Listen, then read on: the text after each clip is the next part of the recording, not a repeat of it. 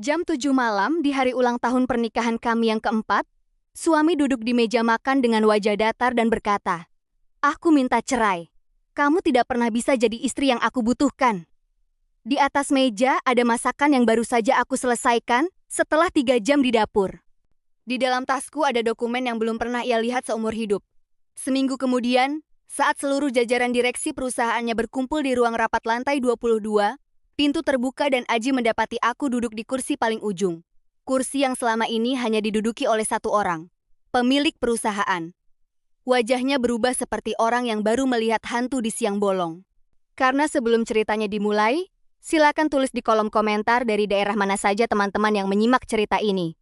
Jangan lupa like dan subscribe, agar Dapur Bergetar bisa semakin berkembang dan mempersembahkan kisah yang lebih menyentuh lagi. Namanya Nimas. 30 tahun, wanita berhijab hitam yang tidak pernah berbicara keras di dalam rumah tangga manapun. Apalagi di rumah suaminya. Sejak menikah dengan Aji 4 tahun yang lalu, Nimas selalu bangun lebih awal dari siapapun di rumah besar di kawasan Kebayoran itu. Selalu tidur paling malam. Selalu menjadi yang pertama meminta maaf, meskipun bukan ia yang memulai pertengkaran. Orang-orang yang mengenalnya sebelum pernikahan tidak akan percaya jika melihat Nimas sekarang.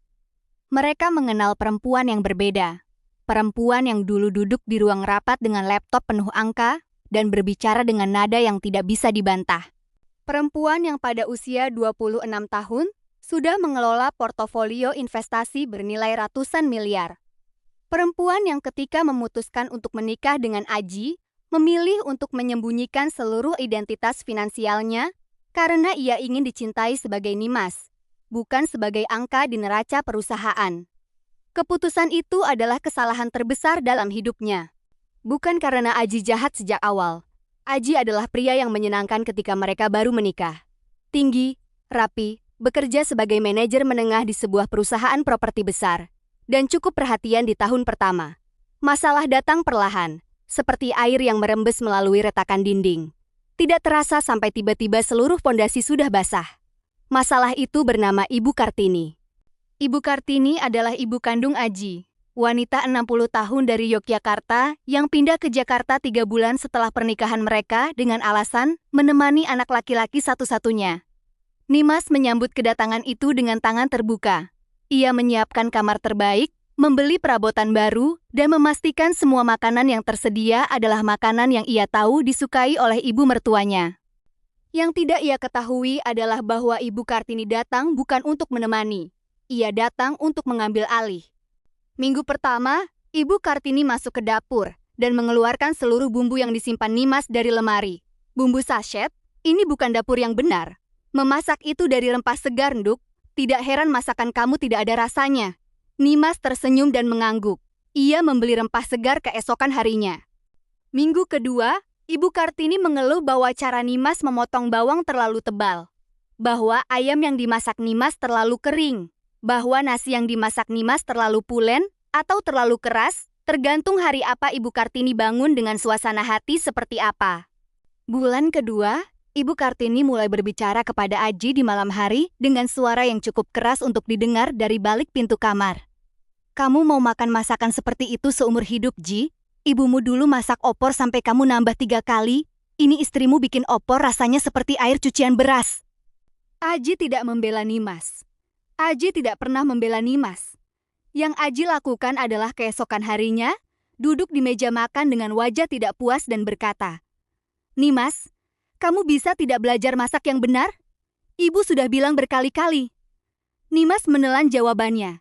Ia pergi ke dapur dan mulai belajar lagi. 4 tahun berjalan seperti itu. Nimas belajar memasak rendang dari nol, belajar membuat gudeg yang tepat, belajar cara mengulek sambal dengan tekanan yang pas, agar tidak terlalu kasar dan tidak terlalu halus. Ia menghabiskan setiap pagi di dapur, setiap siang membersihkan rumah, setiap malam melayani meja makan yang jarang sekali mendapat pujian. Di luar semua itu, di dalam kamar kecil yang dikunci setiap malam, Nimas membuka laptop dan mengelola sesuatu yang tidak diketahui oleh siapapun di rumah itu. Investasi yang dimulainya sebelum menikah terus berkembang.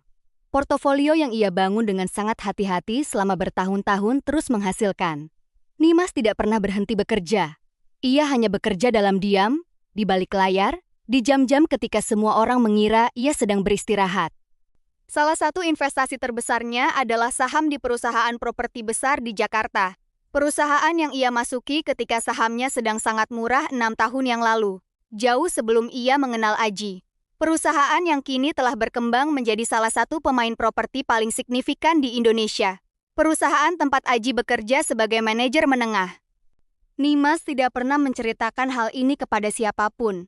Bukan karena ia merencanakan sesuatu, melainkan karena ia masih berharap bahwa suatu hari Aji akan menjadi pria yang ia bayangkan ketika pertama kali jatuh cinta.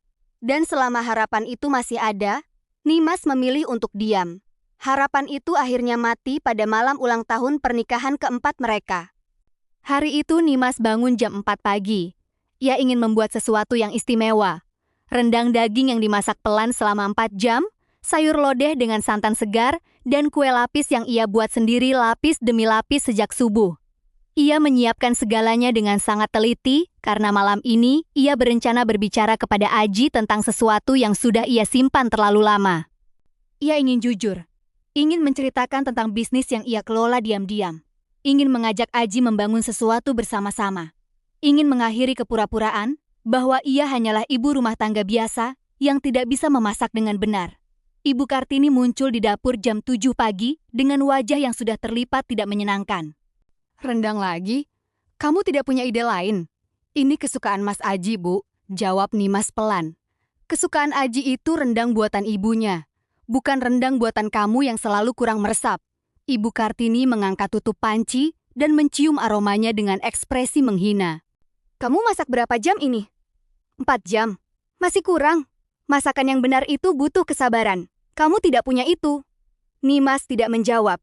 Ia melanjutkan mengaduk rendang itu dengan wajah yang sangat tenang. Malam tiba. Aji pulang jam 6. Langsung berganti pakaian dan duduk di meja makan tanpa mengatakan apapun tentang hari ini. Tidak ada ucapan selamat ulang tahun pernikahan. Tidak ada bunga. Tidak ada satu kata pun yang menandakan bahwa ia ingat. Nimas meletakkan piring di depan Aji dengan tangan yang sedikit gemetar, bukan karena takut, melainkan karena ia sedang menahan perasaan yang sudah 4 tahun menumpuk di dadanya. Aji menyendok rendang itu, mengunyah sekali, meletakkan sendok. "Masih sama, kurang meresap." Nimas menarik napas panjang. "Mas, hari ini ulang tahun pernikahan kita. Aku tahu, aku ingin bicara sesuatu yang penting." Aji menatapnya, bukan tatapan yang hangat. Tatapan seseorang yang sudah memutuskan sesuatu jauh sebelum percakapan ini dimulai. "Aku juga mau bicara," kata Aji. Ia meletakkan sendoknya dengan bunyi yang terasa terlalu keras di ruangan yang tiba-tiba sangat sunyi itu. "Aku minta cerai nih, Mas. Kamu tidak pernah bisa jadi istri yang aku butuhkan." Kata-kata itu jatuh di atas meja seperti batu besar yang tidak menimbulkan suara apapun selain retakan. Nimas tidak berteriak. Nimas tidak menangis. Ia hanya menatap wajah pria yang sudah 4 tahun menjadi suaminya dan merasakan sesuatu yang ia tidak punya nama yang tepat untuk menggambarkannya. Bukan sakit, bukan marah, lebih dekat kepada selesai. Alasannya? Suara Nimas sangat tenang. "Kamu tidak bisa memasak dengan benar. Rumah ini tidak pernah terasa seperti rumah. Ibu tidak bahagia. Aku tidak bahagia." "Ibu tidak bahagia." Nimas mengulang kata-kata itu pelan, bukan sebagai pertanyaan. "Itu alasannya. Jangan dibuat seperti itu. Ini soal kita berdua." "Tidak, Mas." Nimas berdiri dari kursinya. "Ini bukan soal kita berdua. Ini tidak pernah soal kita berdua." Ia mengambil tasnya dari sandaran kursi. Di dalam tas itu ada laptop, beberapa dokumen, dan sebuah amplop coklat tebal yang sudah ia siapkan sejak 2 minggu lalu untuk tujuan yang sama sekali berbeda. Tujuan yang sekarang perlu ia ubah fungsinya. "Aku akan hubungi pengacara besok," kata Nimas. "Prosesnya tidak akan lama."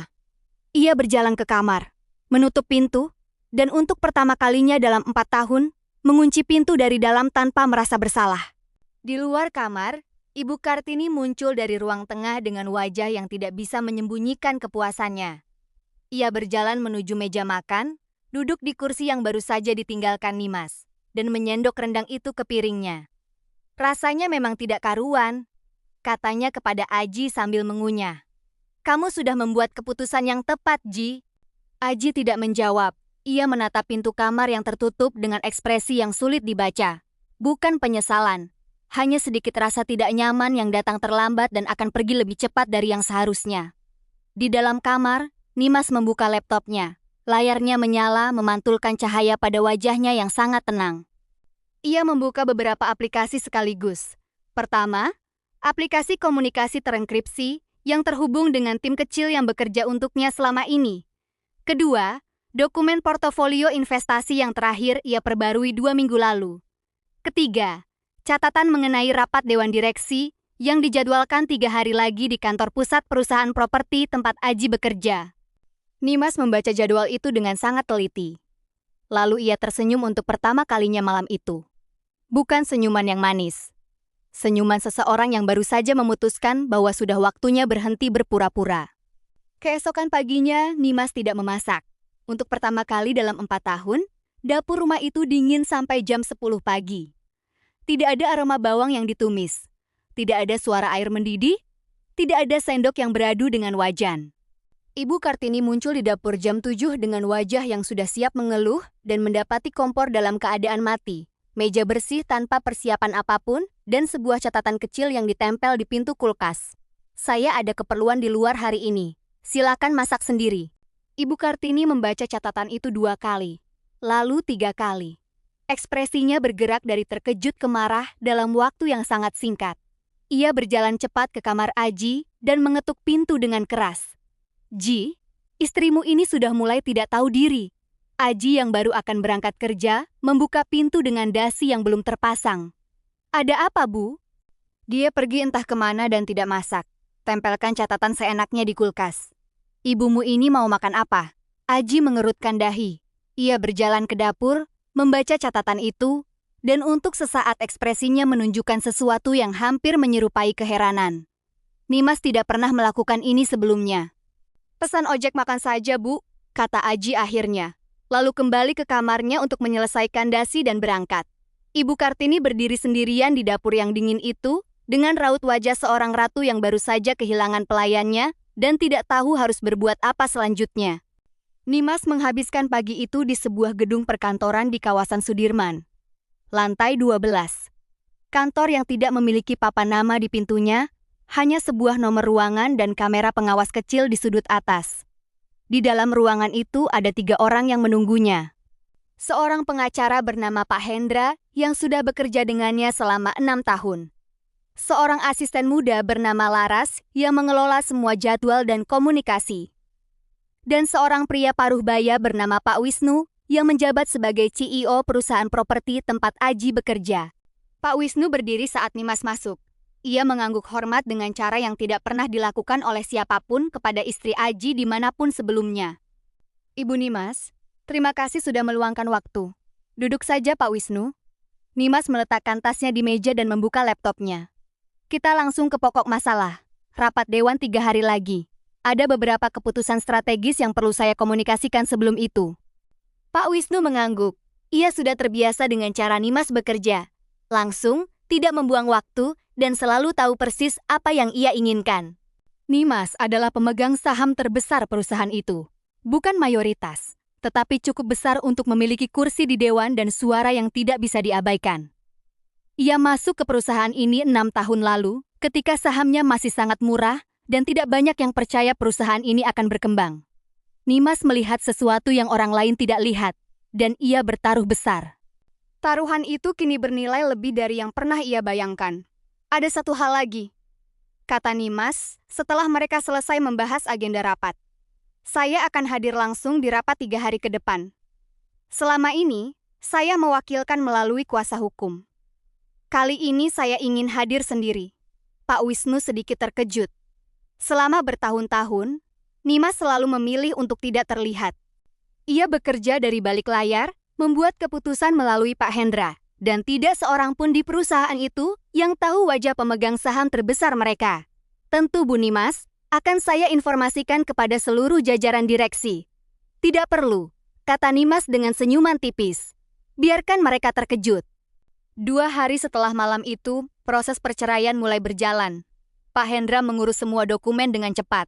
Nimas menandatangani apa yang perlu ditandatangani dan memastikan bahwa perjanjian pisah harta yang ia buat sebelum menikah, dokumen yang Aji tandatangani tanpa membaca dengan teliti, karena waktu itu ia terlalu percaya diri untuk memeriksa hal-hal kecil, sudah tersimpan dengan sangat aman di tempat yang tepat. Aji menelepon 2 kali.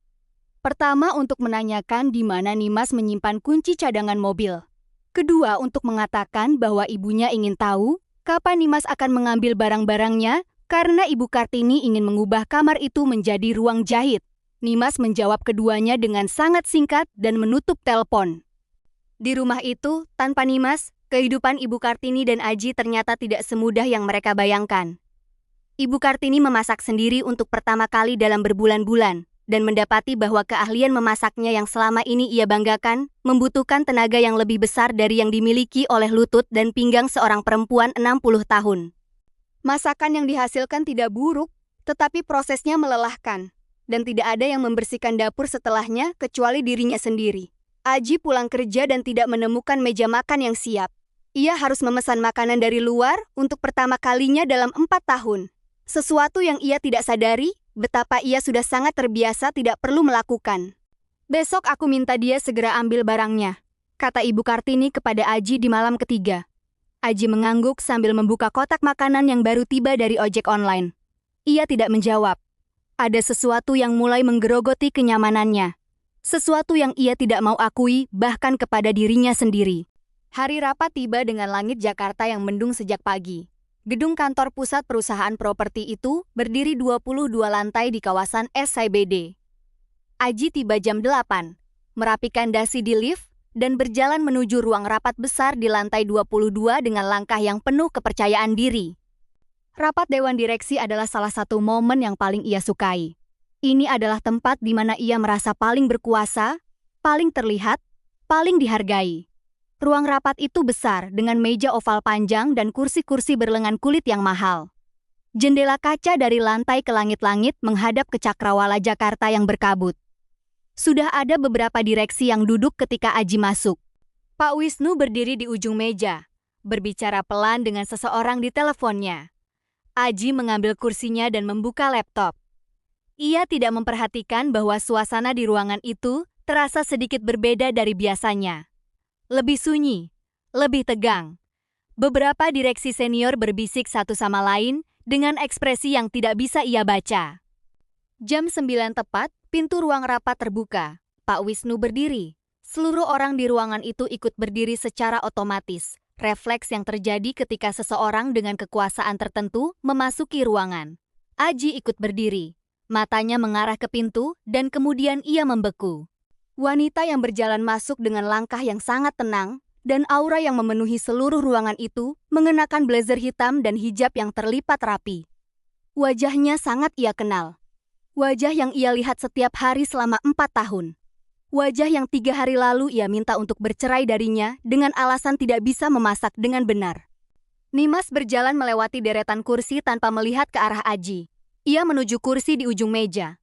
Kursi yang selalu kosong di rapat-rapat sebelumnya. Karena pemiliknya tidak pernah hadir secara langsung, dan duduk di sana dengan cara seseorang yang sudah sangat terbiasa dengan kursi itu. "Selamat pagi semuanya," kata Nimas dengan suara yang tidak perlu keras untuk mengisi seluruh ruangan. "Terima kasih sudah hadir. Perkenalkan diri saya untuk mereka yang belum pernah bertemu langsung. Saya Nimas, pemegang saham terbesar perusahaan ini." Tidak ada suara apapun di ruangan itu selama beberapa detik. Aji masih berdiri. Kakinya tidak bisa memberi sinyal kepada otaknya untuk duduk, karena otaknya sedang mencoba mencerna sesuatu yang terlalu besar untuk dicerna dalam waktu singkat. Darahnya terasa berhenti mengalir. Seluruh logika yang selama ini ia bangun mengenai istrinya, mengenai dirinya sendiri, mengenai rumah tangga mereka, runtuh dengan suara yang hanya bisa ia dengar di dalam kepalanya sendiri. "Silakan duduk," kata Nimas. Dan kali ini matanya melihat ke arah Aji, dengan tatapan yang sangat datar. Bukan tatapan marah. Bukan tatapan menang. Hanya tatapan seseorang yang sedang melihat fakta. Aji duduk. Ia tidak tahu kapan kakinya bergerak melakukan itu. Rapat berlangsung 2 jam. Nimas memimpin seluruhnya dengan cara yang membuat Pak Wisnu dan para direksi senior mengangguk dengan hormat di setiap keputusan yang ia sampaikan. Ia berbicara tentang strategi ekspansi, tentang proyek baru yang akan diumumkan kuartal depan, tentang restrukturisasi beberapa divisi yang tidak efisien. Aji duduk di kursinya tanpa bisa mengatakan satu kata pun selama 2 jam itu. Ia mencoba berkali-kali untuk menemukan logika dari apa yang ia saksikan. Tetapi tidak ada. Tidak ada penjelasan yang masuk akal kecuali satu. Ia tidak pernah mengenal istrinya. Ketika rapat selesai dan semua orang mulai beranjak, Pak Wisnu menghampiri Nimas dan berbicara pelan. Beberapa direksi yang ingin berbicara dengan Nimas membentuk antrian yang tidak resmi. Tidak ada yang mendekati Aji. Tidak ada yang memandangnya dengan cara yang sama seperti sebelumnya. Aji berdiri di dekat jendela, menatap cakrawala Jakarta yang masih berkabut, menunggu. Ia menunggu sampai semua orang keluar dan ruangan itu hanya tinggal mereka berdua. Nimas sedang memasukkan dokumen ke dalam tasnya ketika Aji akhirnya berjalan mendekatinya. Langkahnya tidak sepercaya diri biasanya. Ada sesuatu di dalam dirinya yang sudah berubah dalam 2 jam terakhir dan belum menemukan keseimbangannya. Nimas, ada apa Mas Aji? Nimas tidak mengangkat pandangannya dari dokumen yang ia rapikan. Kenapa kamu tidak pernah cerita? Tentang apa? Ini semua. Aji menggerakkan tangannya menunjuk ke arah ruangan itu, ke arah kursi yang tadi diduduki Nimas. Tentang perusahaan ini. Tentang saham. Tentang semua yang kamu. Mas pernah tanya? Nimas akhirnya mengangkat matanya menatap Aji. Dalam 4 tahun, Mas pernah sekali saja duduk dan bertanya tentang aku? Bukan tentang masakan, bukan tentang rumah, tentang aku? Aji membuka mulutnya. Tidak ada kata yang keluar. Aku diam bukan karena tidak punya suara, Mas. Nimas menutup tasnya. Aku diam karena aku masih berharap. Ternyata aku salah berharap. Nimas, kita bisa bicarakan ini. Proses cerainya belum selesai. Kita masih bisa. Mas minta cerai, kata Nimas. Aku hormati keputusan itu. Tapi aku tidak tahu. Mas tidak perlu tahu untuk memperlakukan seseorang dengan layak. Suara Nimas tidak keras, tidak emosional. Justru ketenangan itulah yang membuat kata-katanya terasa sangat berat. Mas tidak perlu tahu berapa uang yang aku punya untuk tidak mempermalukan aku di depan ibumu setiap hari. Mas tidak perlu tahu apapun tentang ini semua untuk sekedar membela istrinya sendiri. Aji menunduk. Untuk pertama kalinya dalam pernikahan mereka, ia tidak punya argumentasi. Dapur yang dipanaskan setiap pagi selama 4 tahun bukan milik Ibu Kartini, Mas. Itu milik aku. Nimas mengangkat tasnya. Tapi tidak apa-apa. Sekarang Mas dan Ibu bisa memanaskan dapur itu sesuka hati. Aku sudah tidak ada di sana. Nimas berjalan menuju pintu. Langkahnya sangat teratur.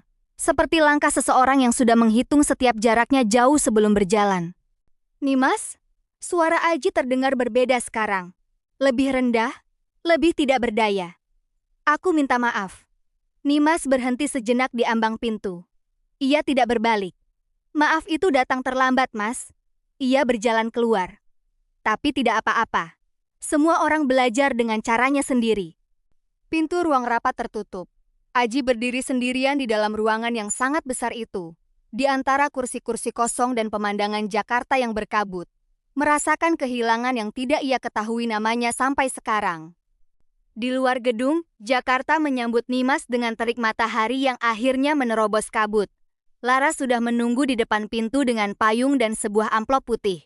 Dari Pak Hendra, Bu, dokumen perceraiannya sudah bisa diproses pekan depan. Nimas menerima amplop itu.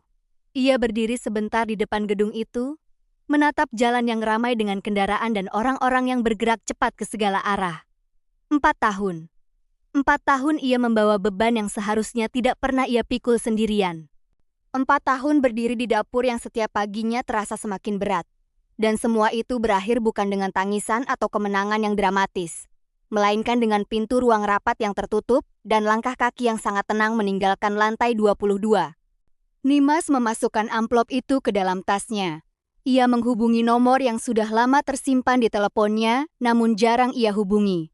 Halo Mbak Nimas, suara di seberang terdengar hangat. Rita, aku mau bicara soal proyek apartemen yang kemarin kita tunda. Aku rasa sekarang waktunya yang tepat untuk dilanjutkan. Seminggu setelah rapat itu, kabar menyebar di kantor perusahaan properti dengan kecepatan yang tidak bisa dikendalikan oleh siapapun. Orang-orang berbisik di pantry, di lift, di lorong-lorong antar ruangan. Pemegang saham terbesar yang selama ini hanya dikenal sebagai nama di dokumen, ternyata adalah istri dari Aji, manajer menengah di divisi pemasaran, yang selama ini dikenal suka memamerkan pendapatnya di rapat-rapat kecil. Istri yang sudah minta cerai. Dinamika di kantor berubah dengan sangat cepat. Orang-orang yang dulu bersikap biasa kepada Aji, sekarang bersikap dengan cara yang lebih berhati-hati, lebih dingin, lebih penuh perhitungan. Tidak ada yang terang-terangan berubah sikap. Tetapi ada perbedaan halus yang hanya bisa dirasakan oleh seseorang yang sangat peka terhadap dinamika sosial. Dan Aji, ternyata, cukup peka untuk merasakannya. Ia duduk di mejanya pada sore hari ketiga setelah rapat dan mendapati bahwa undangan untuk pertemuan strategi divisi yang biasanya selalu ia terima, hari ini tidak ada di kotak masuk emailnya. Ia bertanya kepada sekretaris divisi dan mendapat jawaban yang sangat sopan namun sangat jelas. Pak Wisnu memutuskan untuk mengubah format pertemuan itu, Pak Aji. Hanya direksi dan kepala divisi yang hadir mulai sekarang. Aji bukan kepala divisi. Ia tidak pernah kepala divisi. Ia selalu merasa posisinya cukup aman karena kinerjanya cukup baik dan tidak ada yang pernah mempertanyakannya. Tetapi sekarang, untuk pertama kalinya, ia mulai melihat posisinya dengan cara yang berbeda. Bukan dari atas ke bawah seperti biasanya, melainkan dari samping, dengan sudut pandang seseorang yang baru menyadari bahwa pondasi yang ia injak tidak sekokoh yang ia kira. Di rumah, kondisinya tidak lebih baik. Ibu Kartini yang tadinya sangat bersemangat dengan kepergian Nimas, kini menghadapi kenyataan yang ia tidak antisipasi dengan cukup baik. Masak setiap hari untuk 2 orang, ternyata sangat berbeda dari menerima masakan yang sudah tersedia setiap hari. Rumah yang tadinya selalu bersih setiap pagi, kini membutuhkan perhatian yang ternyata menguras energi lebih dari yang ibu 60 tahun itu punya. Lebih dari itu, semua tagihan yang selama ini dibayar secara otomatis dari rekening yang Ibu Kartini tidak pernah tahu milik siapa, tiba-tiba berhenti terbayar. Tagihan listrik, tagihan air, tagihan internet, cicilan beberapa perabot yang dibeli atas nama rumah tangga dalam 4 tahun terakhir. Aji membuka rekening banknya dan mendapati angka yang jauh lebih kecil dari yang ia kira ada di sana. Gajinya sebagai manajer menengah, yang selama ini ia anggap cukup besar, ternyata tidak pernah cukup untuk membiayai gaya hidup yang selama ini berjalan di rumah itu. Selisihnya selalu ditutupi oleh sesuatu yang ia tidak pernah sadari berasal dari mana. Sekarang ia tahu dari mana, dan sumber itu sudah pergi. 2 minggu setelah rapat, Aji datang ke kantor Nimas. Bukan gedung perusahaan properti itu. Gedung lain, lebih kecil, di kawasan yang lebih tenang. Kantor yang tidak ada papan namanya di depan. Hanya nomor ruangan dan kamera pengawas kecil.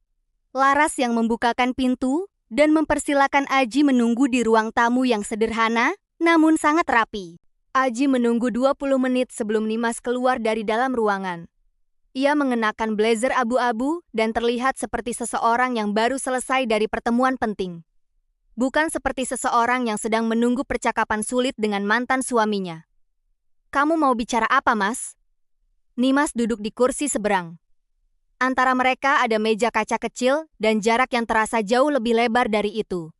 Aji meletakkan tangannya di atas lutut. Ia sudah menyiapkan kata-katanya di dalam perjalanan kemari. Ia sudah melatihnya beberapa kali. Tetapi di depan Nimas sekarang, semua kata itu terasa sangat kecil dan tidak memadai. "Aku minta maaf. Mas sudah bilang itu di ruang rapat. Aku tahu, tapi aku ingin bilang lagi dengan cara yang berbeda." Aji menatap Nimas. "Aku tidak tahu. Aku benar-benar tidak tahu. Tentang bisnisnya, tentang kamu." Suara Aji terdengar tidak biasa. Lebih pelan, lebih tanpa pertahanan.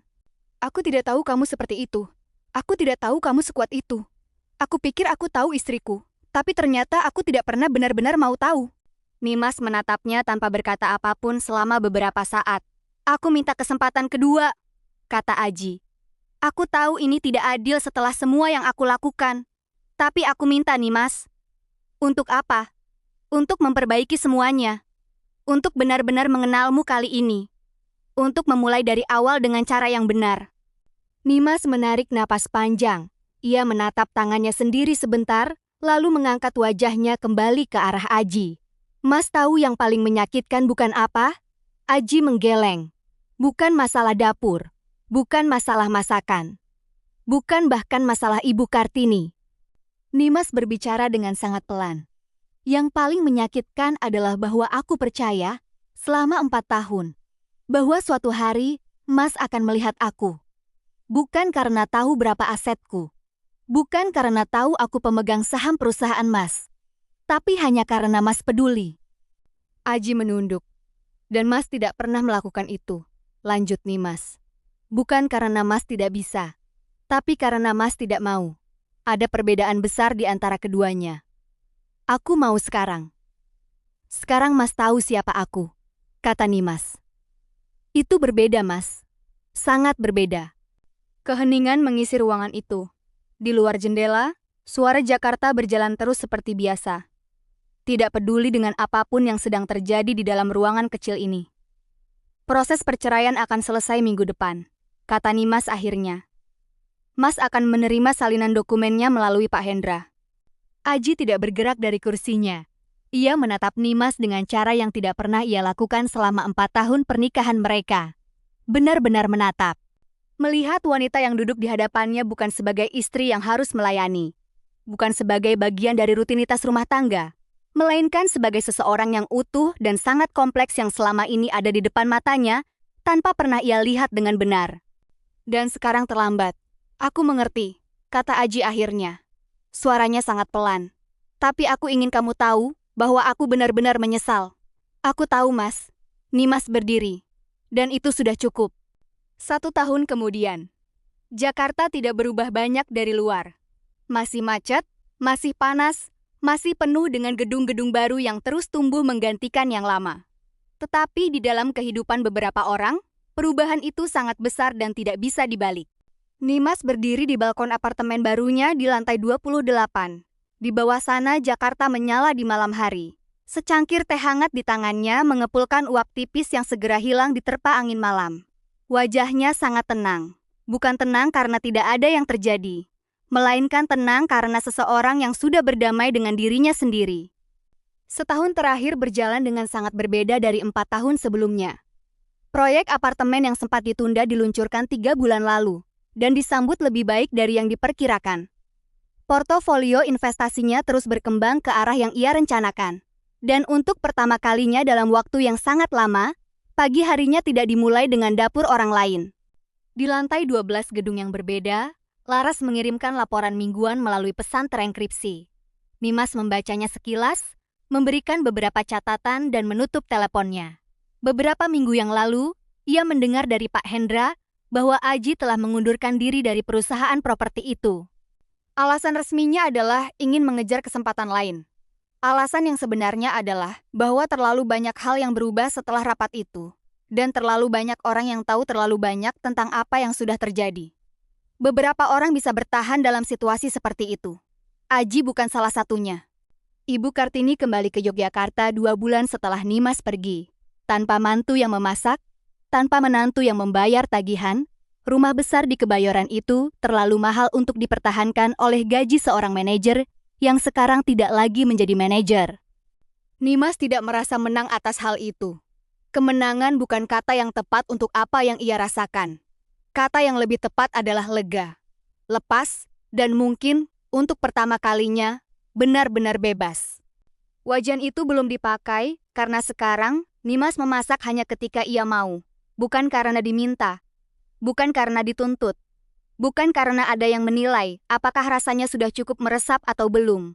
Dan ketika ia memasak untuk dirinya sendiri di pagi hari, dengan jendela terbuka dan Jakarta di bawah sana, rasanya selalu benar, selalu cukup, selalu pas. Karena makanan yang paling enak bukan yang dibuat dengan tekanan, melainkan yang dibuat dengan damai. Dan damai itu akhirnya milik Nimas seorang.